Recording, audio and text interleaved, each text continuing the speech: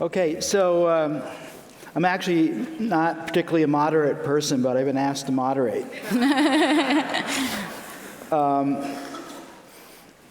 So I think that maybe one contextual remark is a philosopher of the 19th and early 20th century who was also a scientist, a mathematician, and a minister, Albert North Whitehead, once wrote that the greatest invention of the 19th century was invention itself. And he based this on the idea that although inventions had happened all throughout history, what happened in the 19th century was an enormously large percentage of the population, relatively speaking, started to invent. And he based this on looking at what the British call letters patent, which is the number of patents submitted, and it just went up exponentially. And in fact, there are some very amusing books that extract from some of these patents.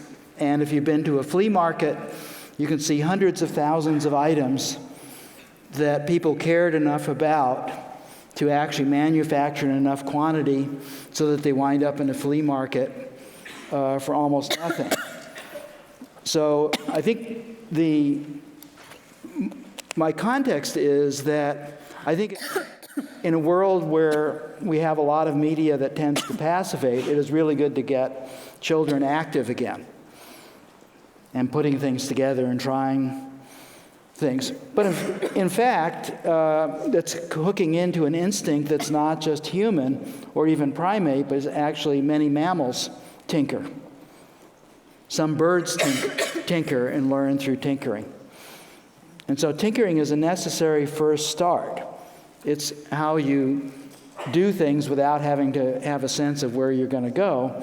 But the thing that got invented after tinkering was engineering.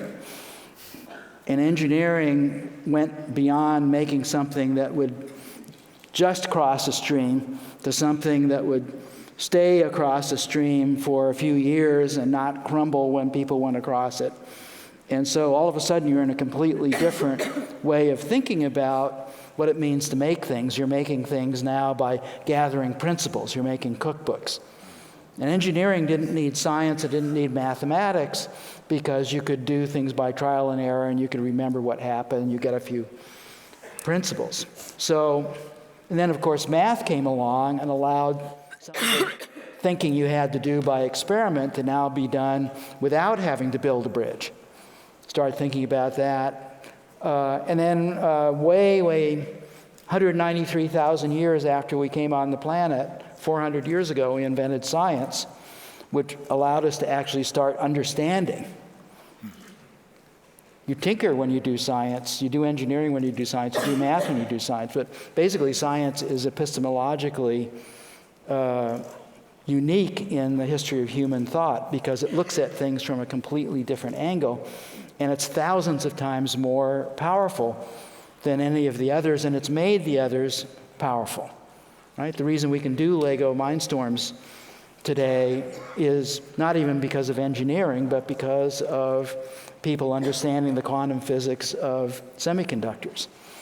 And that just isn't possible through any approach that tinkers your way there. So the question I'll put to you, Jørgen, first, and then Ayah. Actually, Ayah, I've got a cough drop for you. Because I'm sorry.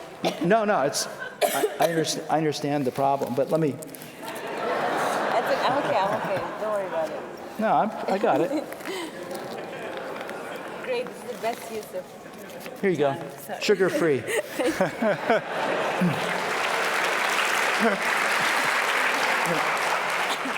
So, see, there I had to think ahead. Yeah. So in Lego, and I've never had this conversation with an executive at Lego before, but you really are two different companies, if not 15. But if you were to separate it out into two different companies, there's the company of the original Lego, where there are very few number of building blocks. They were universal in interesting ways. They did not have specific purposes put to them. And so they are kind of a more flexible outgrowth of what Tinker Toys were. And then there's what I call the marketing side of Lego, where some marketing people, I think, must have decided, oh, we could sell a lot more of these if we made purpose-based kits, and the kids can have the fantasy of having made something, but in fact, it's all been prefabbed, and there's very little work for them to do. And what do you, how do you deal with those two completely? I, of course, am on the side of the... I can hear that. Right. So I'm not being neutral here, but... No. But I mean, this is because for marketing reasons, people buy a lot of things just because they're convenient and because they have fantasy elements to them. So how do you deal with that? Yeah, no, I thought you were going to ask whether there are two companies also driving that, so I'll comment on that very quickly also. But I think that fundamentally, it's like learning to play the piano. So you can play whatever comes into your mind on the keys, or you can play from some script. And the more scripts you play, the more you practice the fundamentals that Mr. Cameron was very interested that we practice even more, which I actually agree is fundamental to be creative about anything, is that you really understand the fundamentals at a very deep level. So the more you practice playing from a script to piano, you suddenly escape the script and you make beautiful music after a lot of practice. So it does far from always happen, but in an ideal world, children who use the instructions, or adults as well, learn to build amazing things because they learn the language of how to construct using these modular elements. At the same time, the sort of very free, open-ended building, which is almost like, white canvas type of building, is as big as it has ever been, because I think the two worlds complement each other. And where I thought your question was going, sort of, how do you then manage a company to that? Just want to say very quickly what came to mind when I heard you setting the context, Alan, is that I think any company balances on two types of focus: the exploitative, which doesn't sound nice, and the explorative. Yeah. Right? But if a company remains explorative, nothing ever comes out. Yeah. So it's tinkering, but it's super critical that a company does have focus and capacity to tinker. And what is particularly difficult when you run an organization is actually to give people space to be both. And sometimes what you do is you separate them. Here are the explorative guys, and here are the exploitative guys. In fact, you did that at Legoland. Yes. Exactly. There are pavilions especially for advanced constructors using... Yes, exactly. I took my nephew and nieces down there and spent days down there watching them construct those things. But a lot of those things are not found in most stores. Correct. Some of the advanced kits, which I think are the very best thing for children. Well, let me turn to Ayah and ask you, what do you think about the question of what happens after you say, I'm an inventor, except there's this other thing with invention, which is a threshold. Right? Anybody can make anything. It's like cooking. Anybody can combine ingredients, and it's fun to do, and you can bake things and stuff. At some point, you got to eat it. And then you realize, oh, there's more than just invention. I actually have to have some qualitative assessment. I have to have something I'm aiming for. I have to know whether I should start over.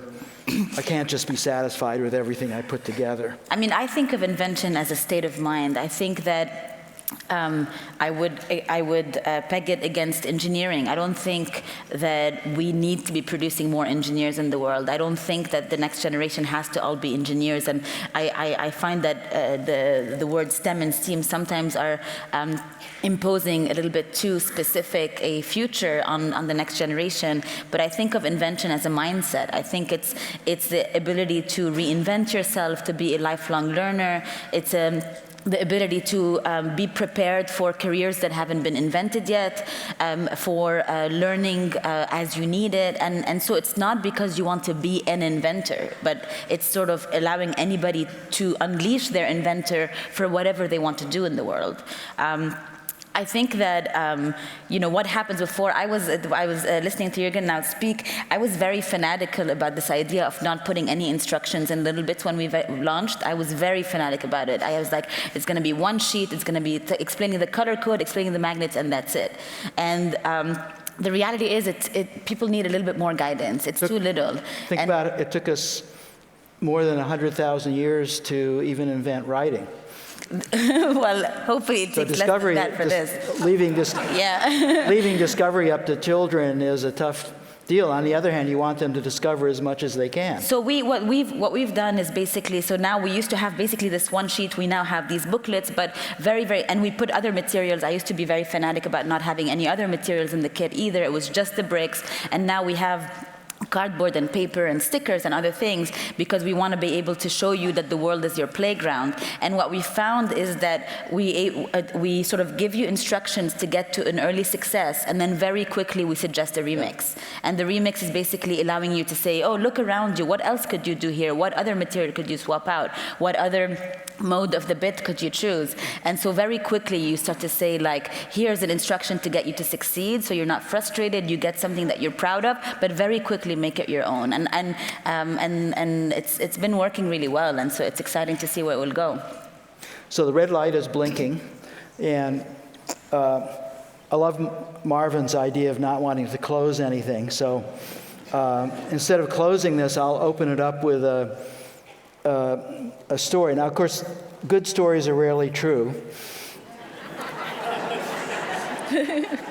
That's something we should remember, because we tend to think in terms of stories and remember that BS factor. But so the famous Princeton tea, which of course Marvin and John McCarthy both attended because they were graduate students there. People like Einstein would attend, Feynman would attend. And as the story goes, a bunch of the scientists were sitting around talking about what do they do when they have an idea.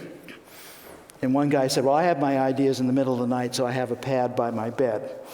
And I write that idea down so I won't forget it. And another guy said, well, I have my ideas in the shower, so I have a grease pencil. I write the idea on the wall of the shower. And Einstein was standing there, and they said, well, Albert, what do you do when you have an idea? And Einstein said, I don't know, I've only had two.